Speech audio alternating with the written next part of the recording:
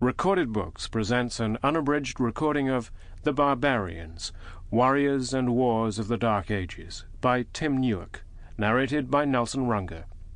This book is copyrighted 1985 by Tim Newark, and this performance is copyrighted 1988 by Recorded Books, Incorporated.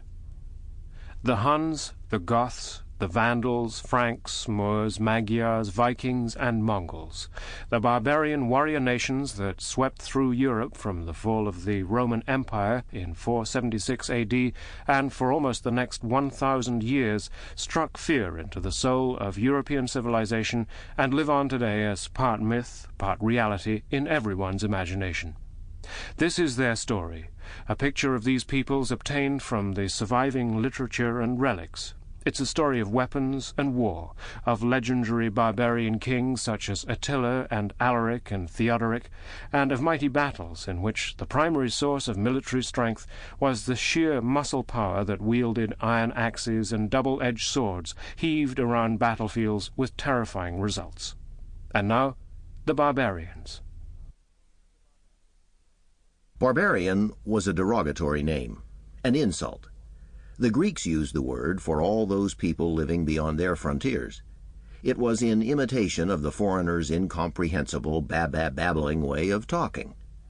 Later, the Romans and their heirs applied the word to European and Asian races living outside their empires, who didn't inhabit sophisticated urban settlements.